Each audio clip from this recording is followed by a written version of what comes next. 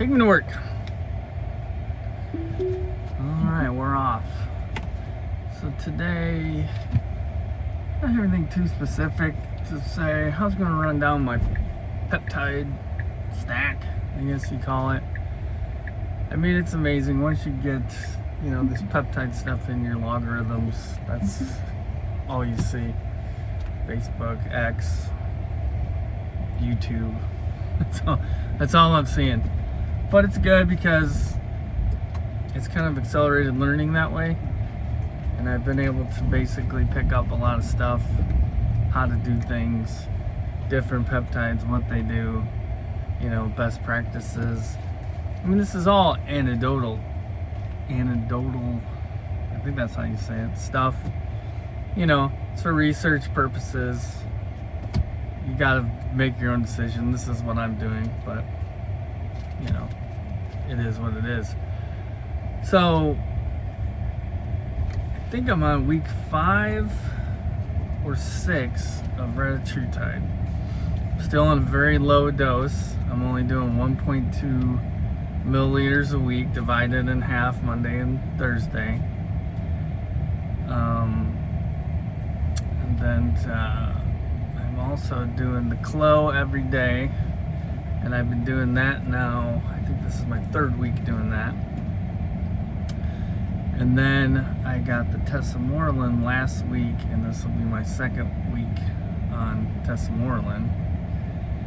And then I also, in addition to the Clo, I'm doing an injection of BCBPC157 and TB 500 into a tennis elbow injury that I have. And I'll be honest with you, it does feel better. I mean, for only a week and a day, basically, that I've injected it,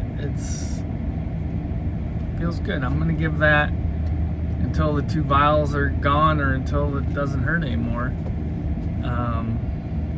to see how that works. The Morlin,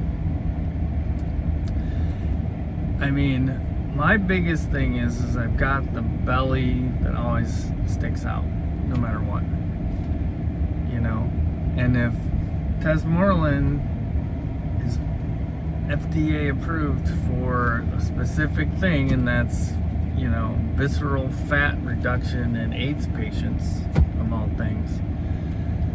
So if it can reduce visceral fat and lower my stomach so it doesn't stick out as much, that'll be great. One of the great side effects that I've experienced is my sleep has been really good. I've had some really in-depth dreams, some pretty crazy dreams. Yeah, I guess crazy. I had one dream that my dad was in the dream, which scared me because I'm like, my dad's 80 years old. And it's like, oh man, did something happen to him? And then he was visiting me in my dream. But, he's fine. But it was just a weird dream. We were hanging out watching TV, and then there was something, like the bathroom door was open a little bit, and the light was on. And I went to go open the door, and it hit something behind the door, and it like freaked me out because there's somebody there, and I woke up. So that was the part I remember. And then the dream I had last night, which was crazy, was that a Cybertruck, a white Cybertruck, wrapped white Cybertruck, had somehow became evil. Almost like the old movie from the 80s called The Car, or I think it was late 70s, called The Car, where this thing was going around and it was hunting people down. And we were like hiding from it and running from it. So,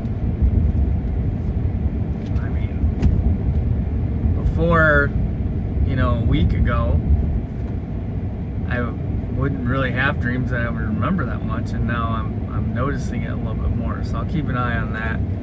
But also the sleep quality has been really good. I mean, I've slept really good. Last night, not so much, and I think it was because we ended up going out My son's first tackle football practice was yesterday. Our pizza place's softball team played and won, so they all came to Foxhole to the pizza place.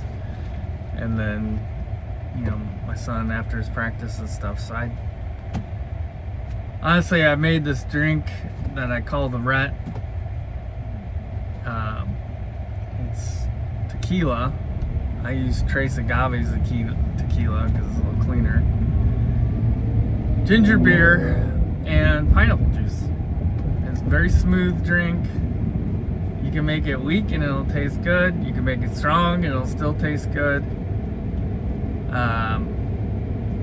But what happens is I usually have one or two and I'm feeling pretty good, and then I'll switch and have a beer or two. But last night, for whatever reason, the waitress kept bringing me those. I had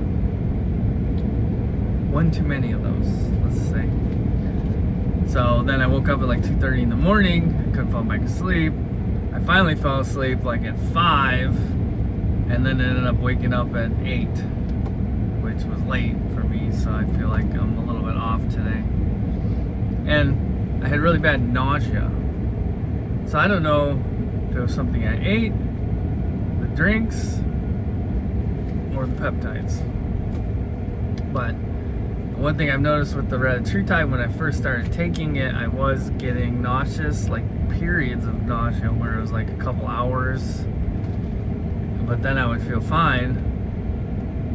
And I would have some anxiety around the nausea because I'd be like, oh my God, is this an early sign of a heart attack? Is this an early sign of a stroke? What, you know? I guess that's also one of the side effects of ratatouille is you can have some anxiety.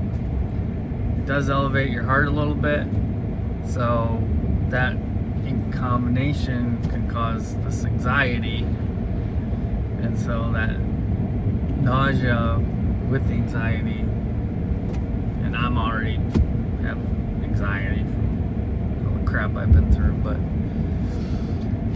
anyways, it seems to be good. I mean, I look in the mirror and I feel like I look better. Body composition they talk about. My waist looks thinner. I'm looking a little bit more toned, a little more cut. The weight, I started out at 234 and I'm down to 225. But I've been 225 for a week or two now, so it's like maybe I've hit a plateau with the weight loss, but I'm gonna keep going with the smaller doses for a while, see how it goes, see how the Morlin kind of works with it, with the visceral fat loss, and just go from there. And then we did order some more different ones that I'll kind of break into some energy ones that I think are going to be interesting. So MOTC, NAD+, this SS31, and the way I'm going to do that is I'm going to start out with the SS31. I'm going to go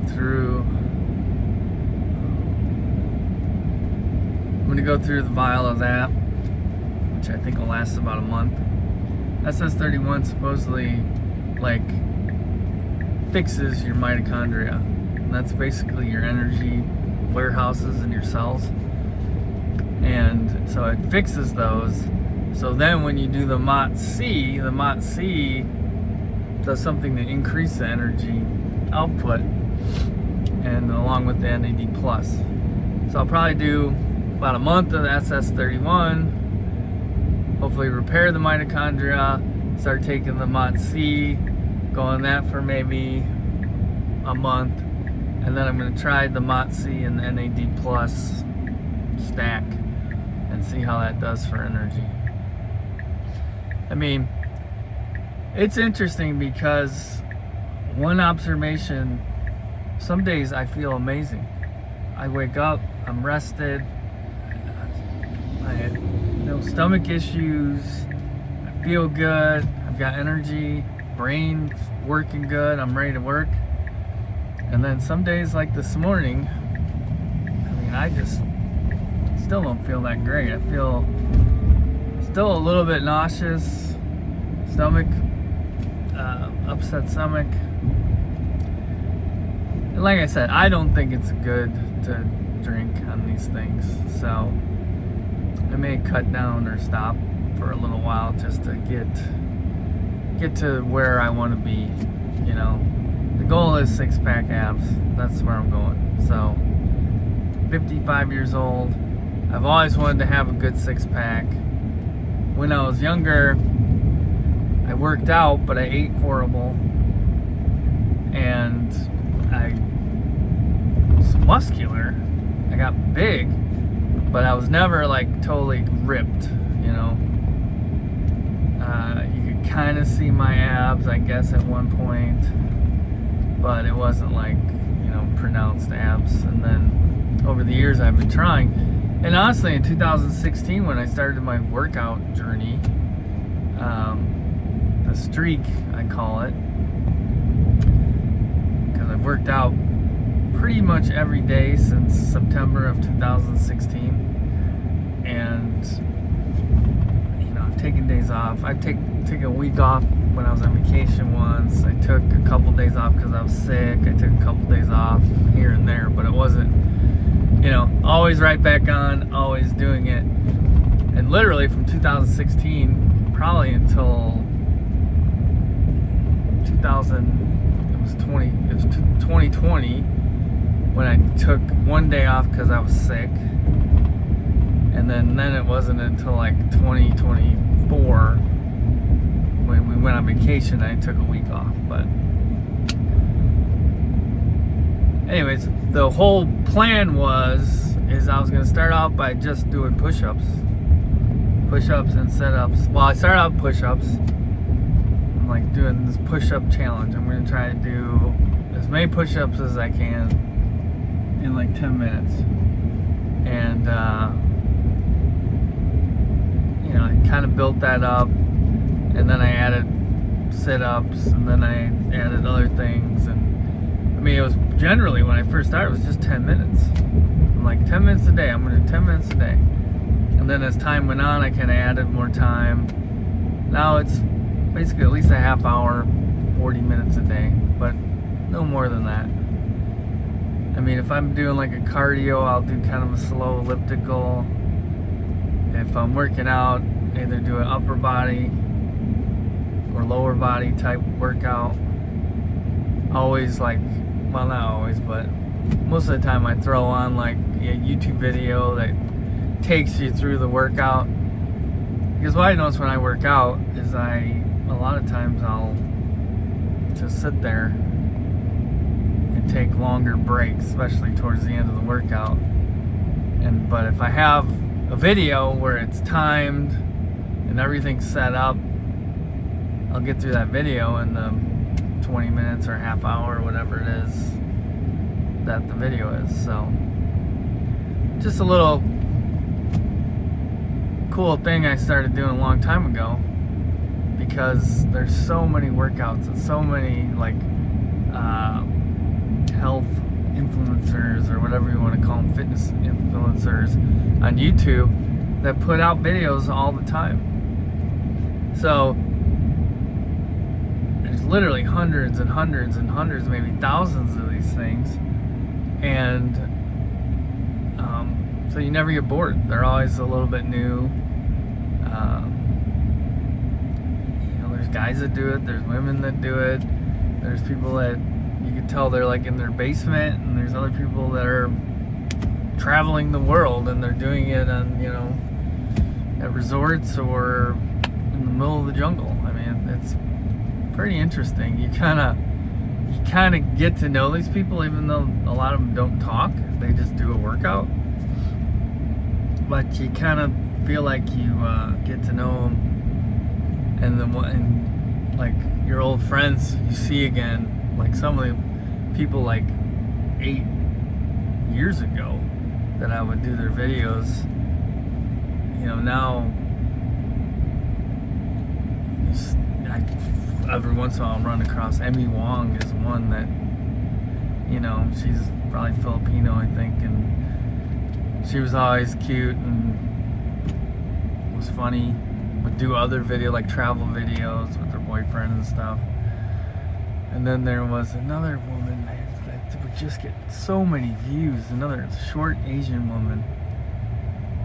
So many views she would get. But good workouts, you know, and she was high energy. And then Pamela Reif, I think her name is.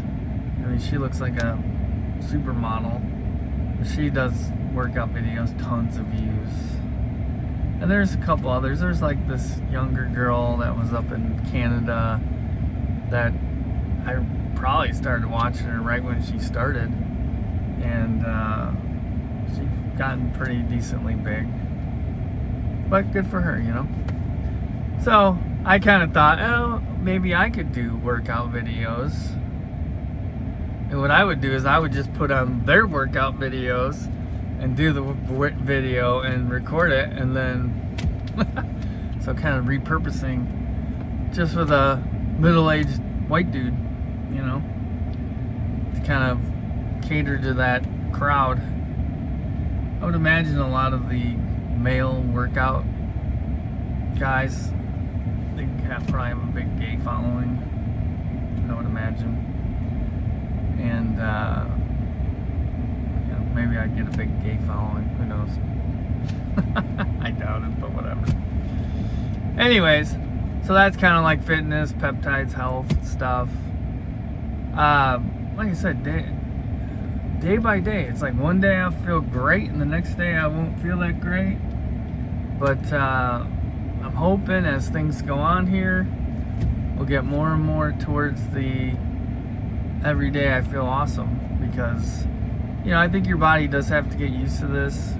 You are introducing something that's, you know, not something that your body normally deals with.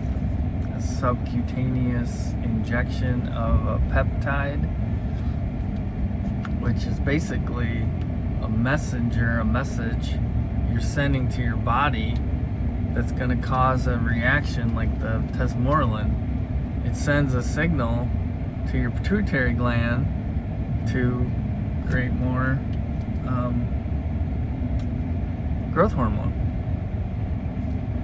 You know, that's why you take it at night, fasted for a few hours before you go to bed, and then, you know, it has its best effect, creates that growth hormone, and, you know, supposedly it helps muscle growth, it helps sleep, it helps visceral fat reduction.